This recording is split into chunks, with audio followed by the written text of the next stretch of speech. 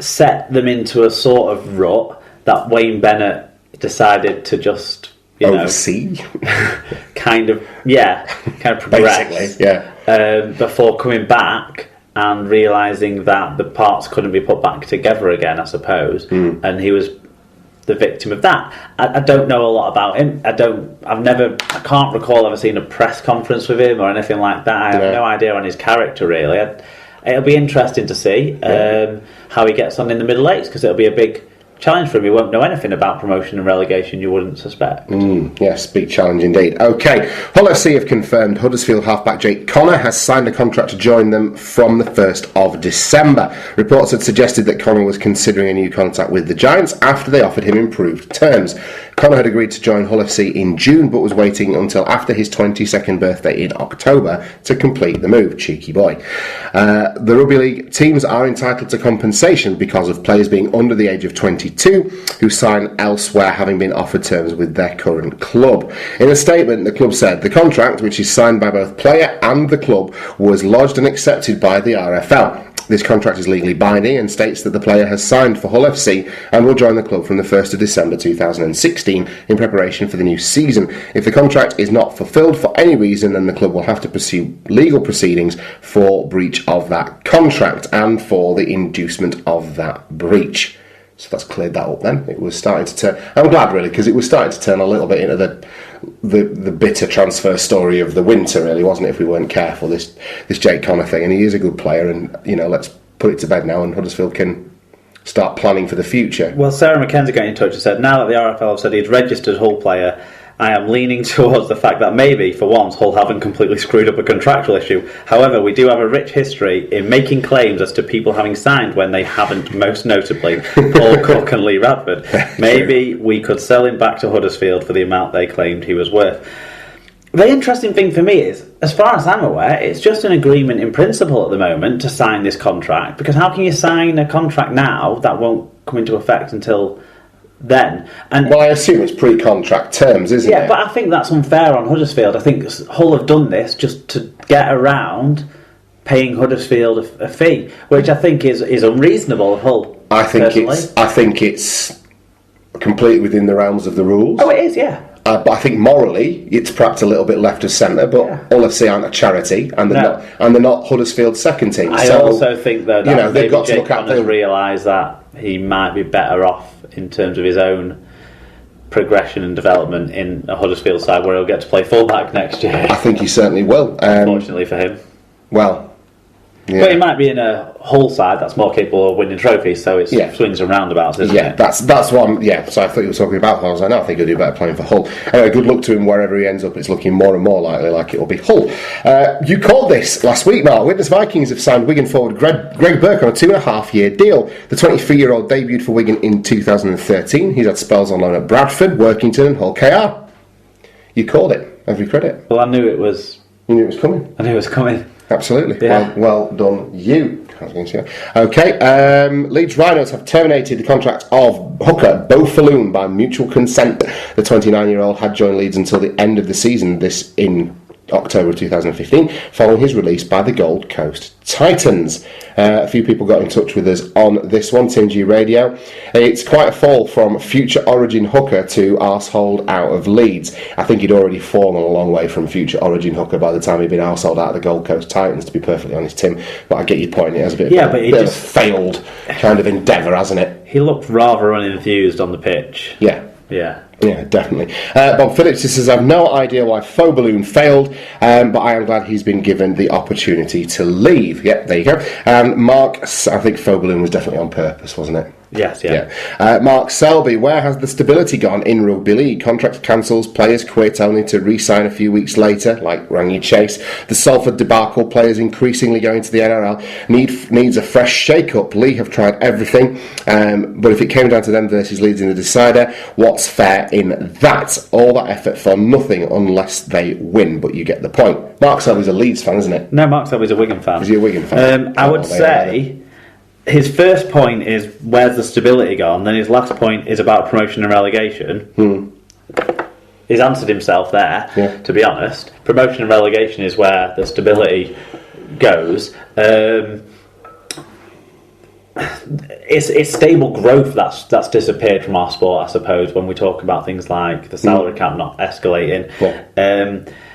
But it has been an interesting time with all of these things going on. I suppose you see more publicly some of the stuff that happens with the players, like the Rangi Chase situation, that you might not have seen in the past, maybe because it was whilst it was still a community network and everyone around the clubs would have known what was going on. Yeah. It wasn't so no social media. Exactly. So I didn't know what was going on in every other club because some gossip merchants had thrown it around on social media and vice versa. So on, So I just think the contract's been cancelled because the player hasn't performed, and that's happened for time and a day, I would suspect. Yeah, and it's mutual. It's not like he's been sacked and he still wants to be a Leeds Rhinos player. He's agreed to this termination. This is a mutual thing. So but then to leave trying everything. But if it's Lee versus Leeds in the decider, turnaround's fair play. Everyone plays in the same competition. I would say as well. Do you know what's fair in Leeds v Lee in the decider? Lee have got to play against clubs that get a couple of £100,000 and struggle to put teams together and have to rope in players who are injured to put on the bench, and situations like that Lee get to play against every week, whereas Leeds get to play against teams that are given £1.4 million by the governing body every year to spend on players. Lee get to win all these easy games and then have a few tough games. Leeds get to lose all these tough games. And win a few of the tough games. And I'd say I don't think it's automatically deserved that a team gets promoted just because they've won the division below, when the range in quality and resources in the division below is spread so far apart as it is in our championship at the moment. So the real test of those teams is in that middle eights. They have an opportunity to show that it might be fair for them to go up, but only at that stage, not in this. The preceding 23 weeks is basically pre-season for a team like Lee, isn't it? You would have to say so at the moment. It would be better if we had 8 or 10 of those teams being full-time teams, and that dream maybe one day if we get 20 Marwan Kukashes in the sport rather than one. Wouldn't that be nice? Yeah. Maybe 20 quieter ones. Not 20 all shouting. Or not all shouting at once. We'll put them in a room, they'll never decide on anything because they'll never vote for each other's ideas because the egos will be too big to do that. It'll be 20. So it'll be 19 against 1 on every single idea. Okay, then, moving on. To Wigan, where Warriors' young utility back... This is the story that everyone wants to know about, isn't it? Feel good story of the week, Mark. Probably, yeah. This is the one. It's a big story, anyway. It's only a quick snippet, though, unfortunately. Wigan Warriors' young utility back Lewis Tierney has signed a contract extension with the club, which will run until November 2019, with the option of a further year in the club's favour. Tierney is 21 and joined the Wigan Academy at the age of 15 after playing junior rugby league for Oral St James, and made a try-scoring first-team debut in the 32-33 win over Widnes in 2013. A fullback or a winger, Tierney spent much of the 2014 and 2015 season on dual registration at Workington Town, where he made 24 appearances. So far this season he has played 14 times for Wigan, scoring 5 tries. Tierney said, "It's a huge achievement for me to be able to agree this contract extension, and I'm very happy to be staying at my hometown club. I've enjoyed the games I've played this year, and I'm really looking forward to what the future holds over the next few years as I look to push on to the next level." Wigan Warriors rugby director Chris Radlinski said, "Lewis has proved to be a very valuable member of the squad. He has been very reliable and has come up with some big plays this season and has earned this contract extension. It is important that we reward and extend the contracts of players that we have developed. Watching players who we sign at the age of 14 or 15 progress into seasoned first-team players is tremendously rewarding for everyone at the club." Wigan Warriors head coach Sean Wayne said, "I'm very happy we've been able to agree this contract extension with Lewis. Lewis is a good young Wigan kid who knows exactly what it means to play for this great club. Lewis has improved greatly in the last few years, and it excites me that there is still a lot more improvement to come." Short but sweet, I'm afraid. Do you know any more about this? Can you add any more flavour or colour to this? Well, I'm sure there's quotes from other people. Like his milkman and the kit lady. Well, Ian Lenigan says very similar things to what Sean Wayne said about, a Wigan person who knows what it's like to play for the club, tying down these players, talking about all the academy graduates that have come through. No, in terms of Tierney though, okay, I was being sarcastic. This has just taken up far too much time, but carry on. That's the gag. But in terms of... I know, I'm so bored of Lewis Tierney. In terms of Tierney though, I think he's a better winger than he is a fullback, and he reminds me quite a bit of Matty Russell in the way he plays. Yeah. He's very good pouncing out of dummy half, and I think that's a really good comparison to make. And I think he's a very strong third winger in a side going forward for the next few years. Well, will he be the third winger? He will be next year. Who will be the two ahead of him? Manfredi and Burgess. Oh, of course, Burgess is coming back.